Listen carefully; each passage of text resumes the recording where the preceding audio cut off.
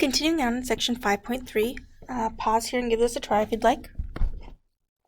What equation in slope-intercept form represents the line that passes through the points 3, -2 and 1, -3?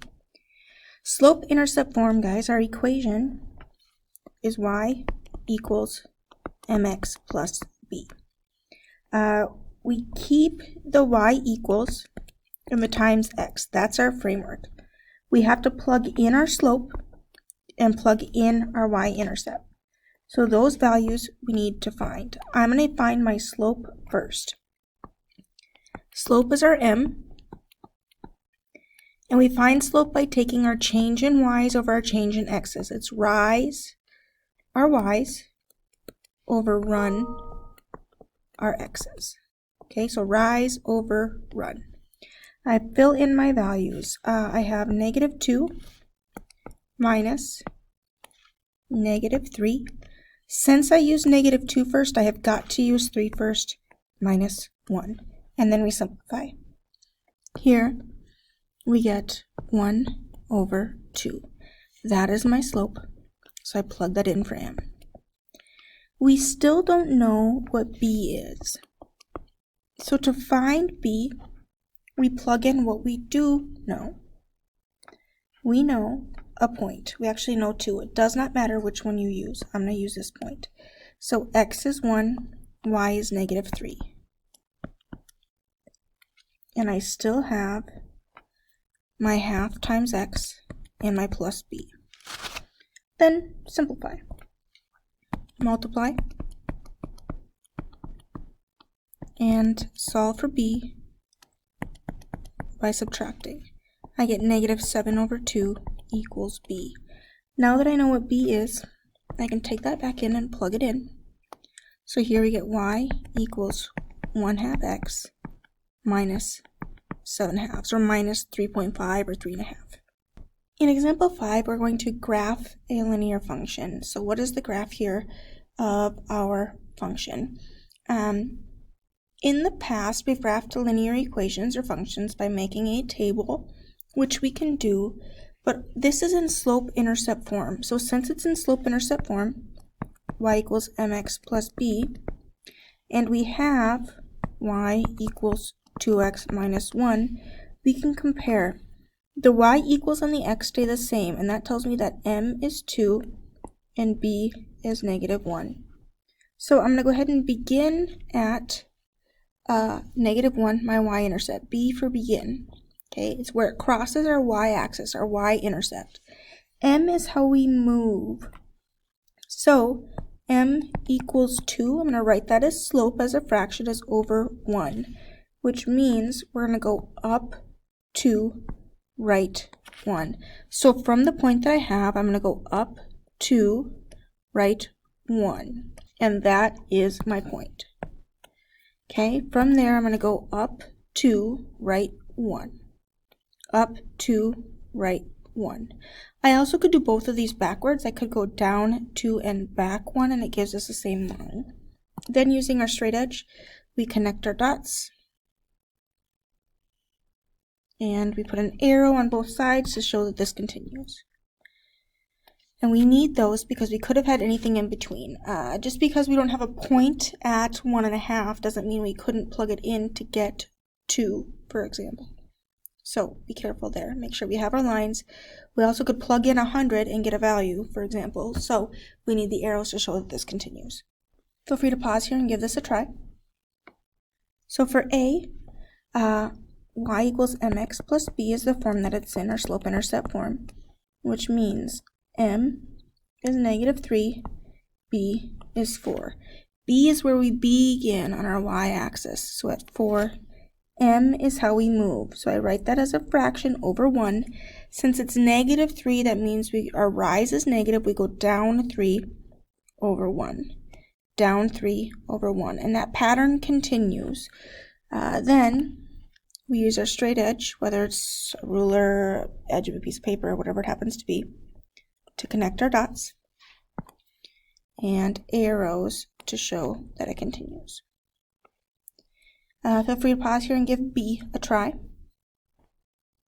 So here with b, again it's in slope-intercept form, y equals mx plus b.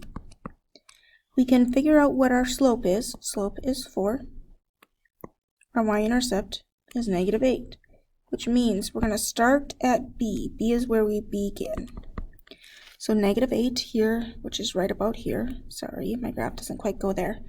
We're going to go up 4 over 1 because it's positive. So up 4, 1, 2, 3, 4, from our point over 1. Up 4 over 1. And we're going to continue that. Then we're going to take our straight edge, again, a ruler, piece of paper, I don't care, doesn't matter, just as long as it is straight so that we can be accurate. And then our arrows to show that that continues. Example 6 is modeling a function. Water pressure can be measured in atmospheres. Use the information in the diagram on page 311 to write an equation that models the pressure Y at a depth of x meters.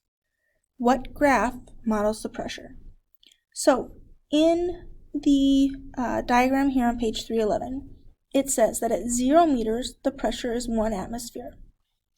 Then it says the pressure increases by 0.1 atmosphere per minute as the diver goes further down. Here I have that information for us. So we want an equation that models the pressure Y at a depth of x meters. So we want Y equals, and then our function in terms of x. Here, it tells us that it begins at 1 atmosphere. So with an input of 0, x is 0, y is going to be our intercept. So that tells me b equals 1. The pressure is increasing by 0.1 atmospheres per meter. That is a rate here. So this tells me m equals 0.1. So our equation then is going to be 0.1 times x plus 1. There's our equation that relates the two. Now we're going to graph this. Because we're dealing with atmospheres and a depth in meters, they're both going to end up being positive. Our input is our depth here in meters, and our output is our pressure in atmospheres.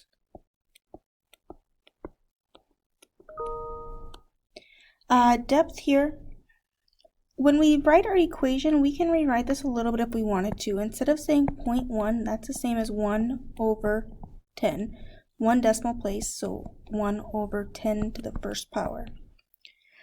So if we wanted to, we can count by tens along our x-axis, which is what I'm going to do.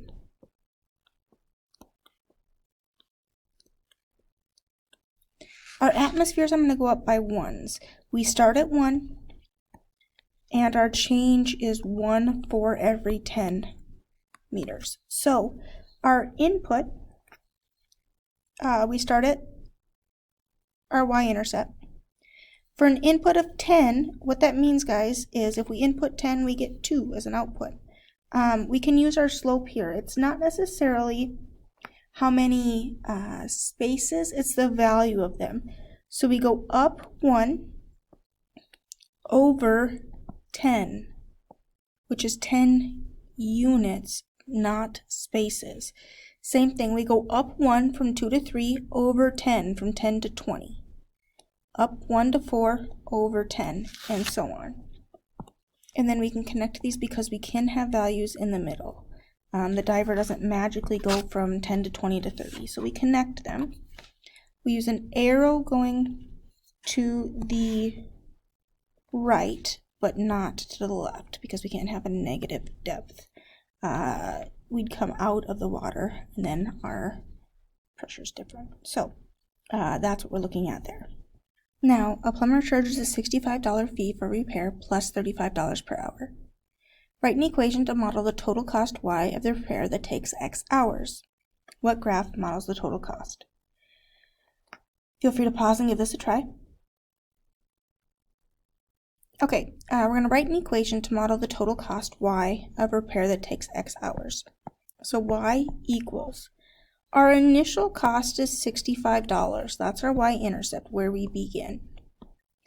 And then he also charges $35 per hour. So 35 times X. That is our slope. That's our equation. Now, when we go to graph this, x is in hours, that goes on the bottom, cost goes on the side.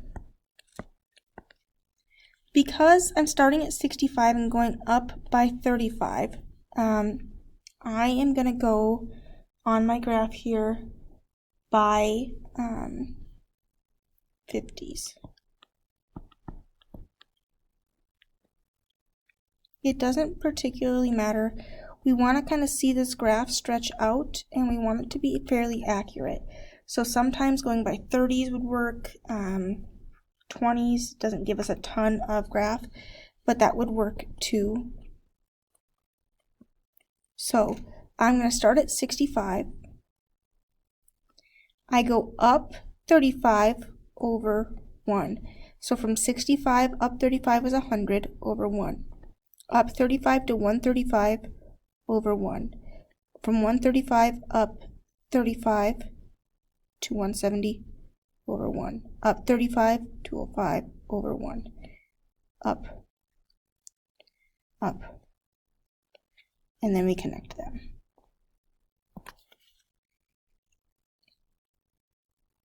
Notice here, because my points are in between the lines, it's kind of hard to get an accurate amount there, but this does give us the picture, at least generally. Some of my points weren't exactly where they needed to be, but they're close. Quick recap here. The slope and y-intercept of a line can be used to write and graph an equation of the line. One form for writing the equation of the line is the slope-intercept form. And that's all I have for section 5.3.